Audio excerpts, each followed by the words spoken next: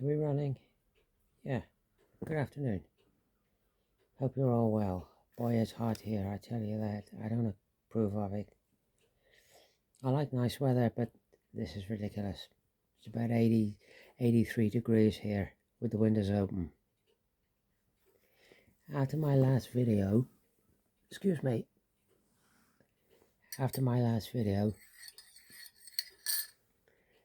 I said if anybody would like me to make a full-blown video on satcom, I'd be happy to do it. And somebody left a comment from the good old US of A. Yes, make a full-blown video on satcom. So that's what I'll do. I'll make you a video on satcom. Now I can only tell you with this what I've learnt thus far. And what I have found personally doing this. Other people might sort of tell you different and say, no, what is? And I can only tell you what I've found and what I've learned thus far doing this with my practical experiences of this and my research of this and looking online and reading stuff and watching other people's videos and stuff. I can only tell you what I've found. Excuse the budgie in the background, my budgie Cornelius. So as far as I'm concerned, if you want to get into receiving satcom and satcom pirates,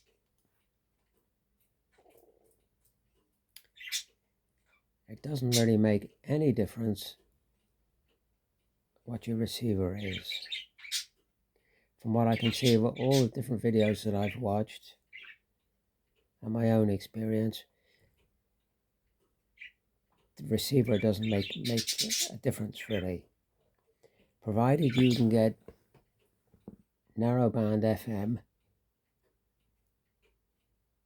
and 240 to about 320 megahertz.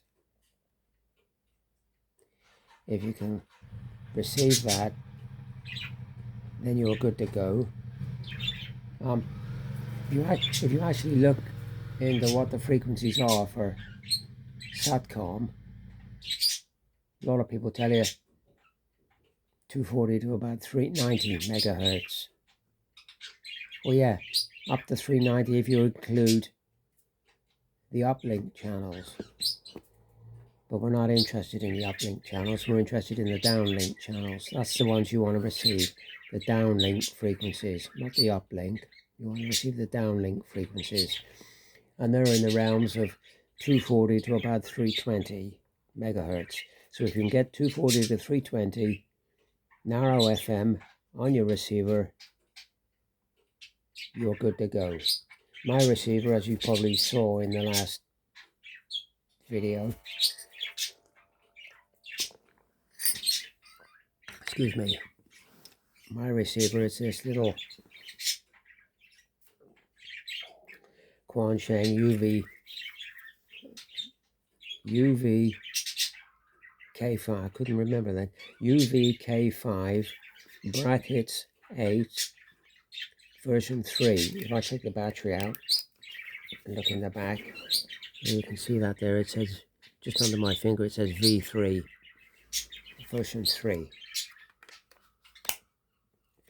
And this one's had the firmware in it upgraded. It's got the Exumer firmware in it. Some people use IJV firmware. I've got Exumer firmware in this. Now if you've got one of these, version 3, and you want to upload the firmware, upgrade the firmware to Exumer, make sure you get the Exumer firmware for version 3 if you've got a version 3 radio. So if you get the firmware version 1 or 2 and try and load it into a version 3 radio, you will brick the radio and the radio won't work. You've got to get version 3 firmware for the version 3 Quansheng, because this version 3 radio has different components in it to the version 1 and 2 radios. So bear that in mind if you're going to get one of these and upgrade it. but it does enhance the performance significantly by upgrading the firmware. This is a much better radio for it. I think it goes to about 18 megahertz to about 1300 megahertz, and you get a lot more memories on it and stuff. You get about just over 1,000 memories on this now. And it's a very fine receiver. Once you've upgraded it, it's a very fine receiver, very nice indeed. I've had no faults with it, but like I say, provided you can get 240 to 320 narrow FM, any receiver should do you, really. I mean, I've seen people using SDR radios and home menagerie handhelds and, you know, mobile radios for putting in cars and stuff, you know, sort of like ham radios that cover those frequencies as well. So the receiver is not really the important thing. What's the important thing is the antenna for doing this.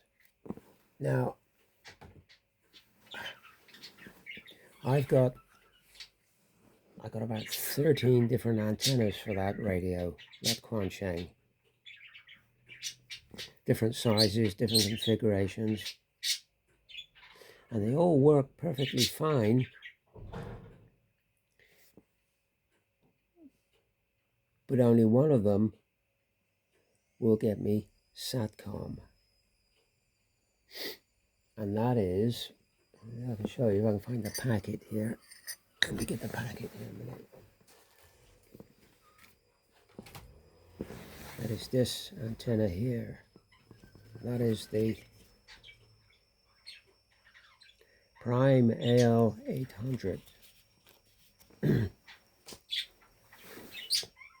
which has this, there you can see it's quite a reasonably longish antenna. That's this centerpiece here. Now I'm assuming, put that down a minute. Now I'm assuming that has a coil in it. I can't say, but I'm assuming. I know this piece does. This bottom piece has a coil in it. And that's the crux of the thing. All those other antennas don't have a coil in them, bar one. And that doesn't work either, and I'll tell you why in a minute. This has a coil there, and I assume there as well. I'm assuming that's not just for show. I'm assuming that actually has something in it. I saw a video of a Greek gentleman, and I couldn't understand what he was saying because there was no captions or translation for that particular video. But he had one of these, and he cracked that piece open. This unscrews actually.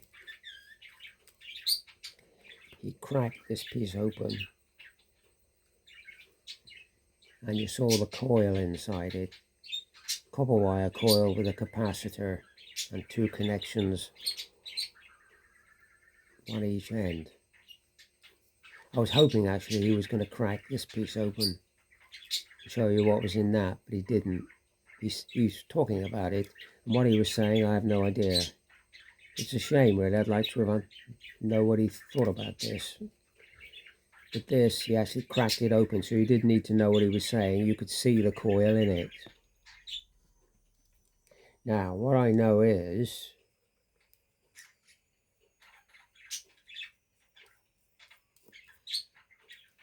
for the satellites we're interested in receiving, the signals come off those satellites helically.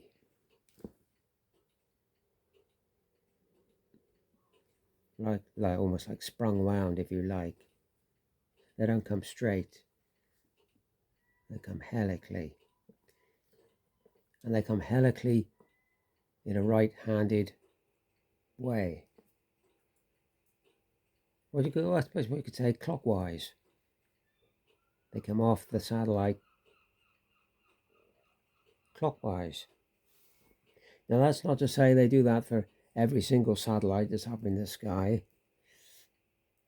Some satellites apparently they come anti-clockwise.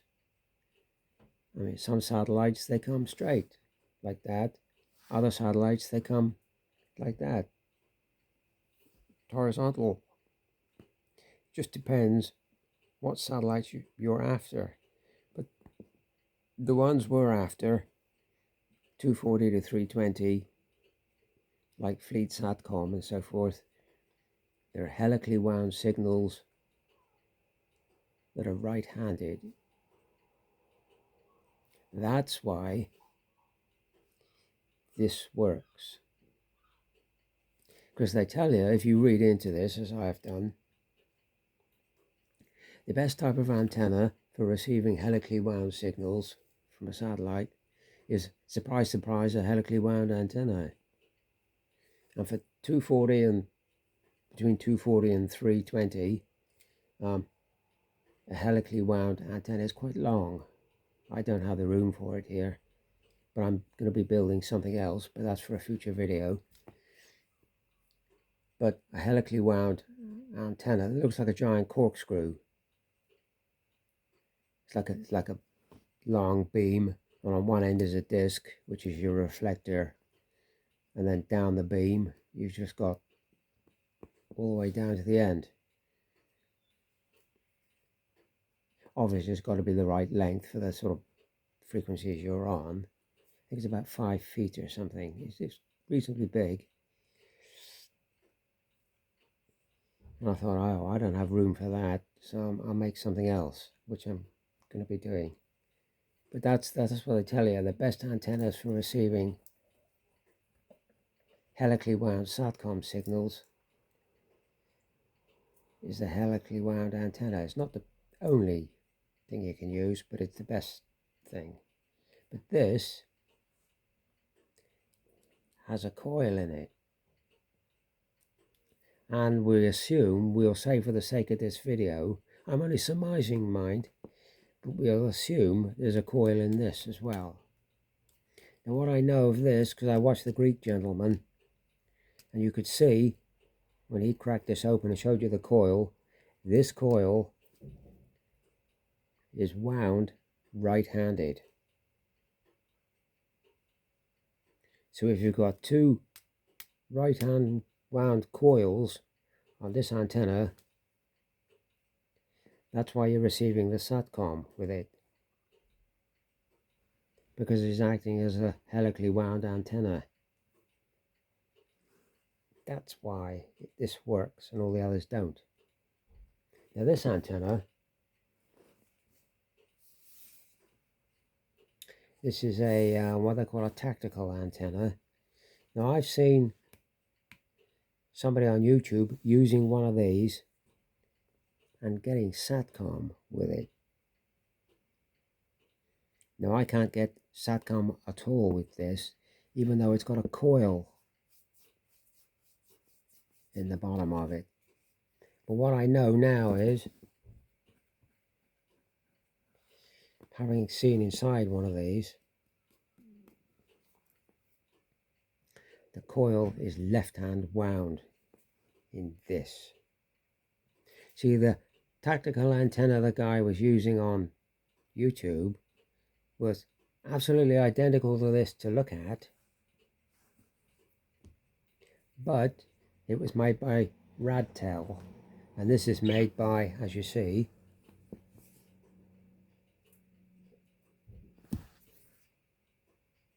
so what I can tell you is, or what I surmise is, this has got a left-hand wound coil in it, and as we've just said, the signals are being sent right-hand wound.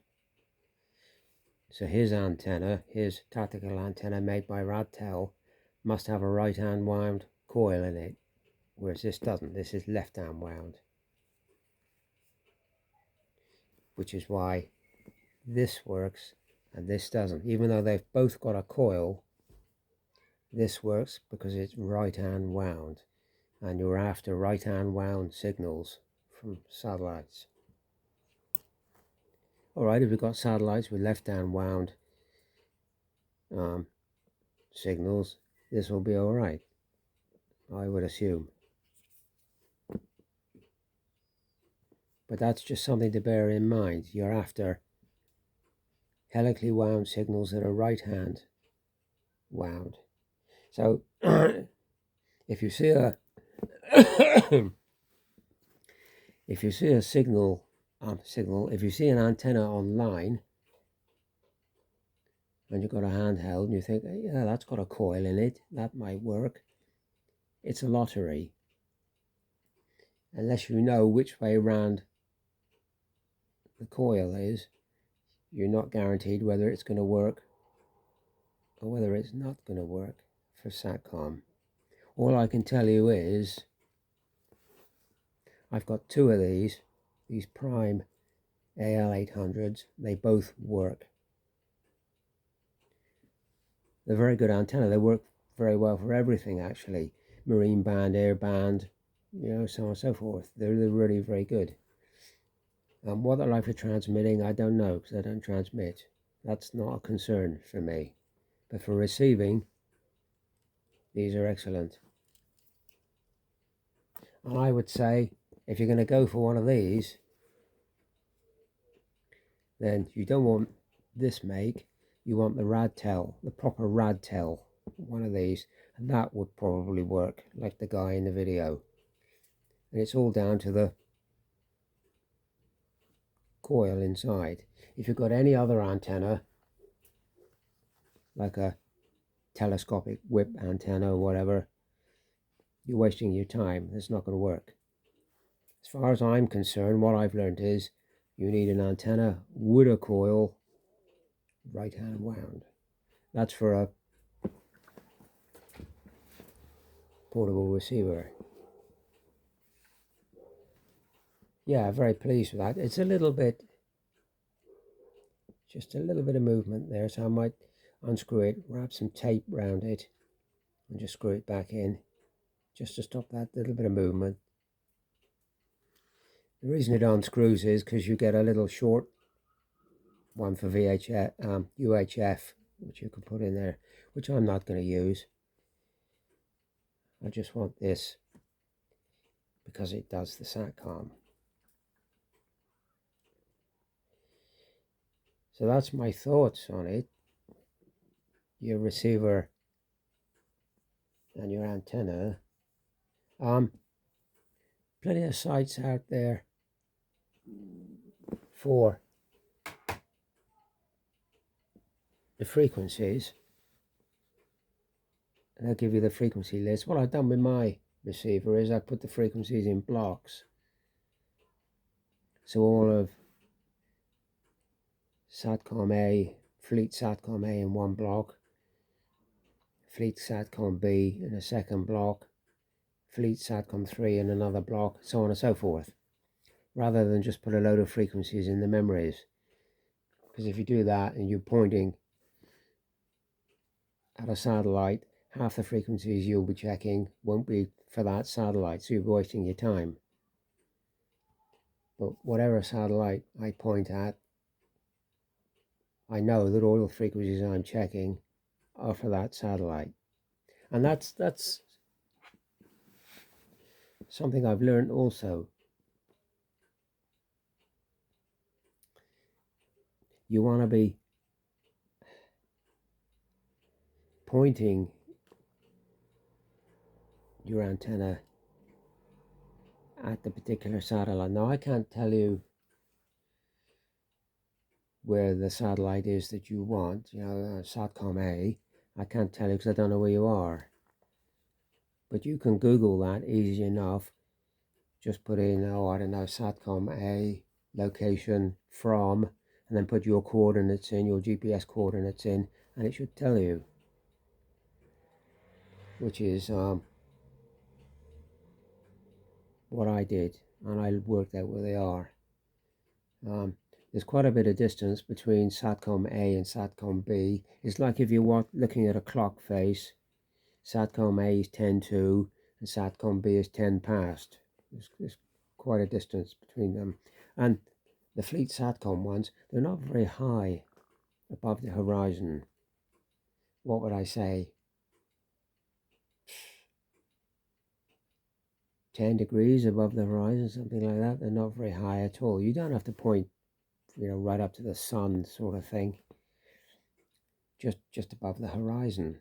And there's quite a bit of leeway with them as well, left and right. I mean, you don't have to be pinpoint perfect or you won't get anything. It's not like that. You've got, what would I say, 5, maybe 7 degrees either side. So there's a reasonable window. The signal must be quite wide coming off the satellite. So you can go 5, 7 degrees either side of that satellite and still receive it. It's actually, I was only thinking this morning, it's one of the easier things that I've actually done, receive these satellites. It's just bearing in mind a few basic principles, I guess. And like I say, all the frequencies you want, you can find them online. Some frequencies are sort of common to more than one satellite, which is something you might want to take into consideration if you're limited on the amount of memories you've got in your receiver. They seem to have done it in a way as the frequencies that are common to more than one satellite, they're on satellites which are very far apart, sort of like one over there and one over there. So I suppose so they're not conflicting, I suppose. There's where's my list? There's not only fleet satcom satellites that have been known to have been pirated, A, B, C, and D. There's fleet satcom 8, that's known to have been pirated.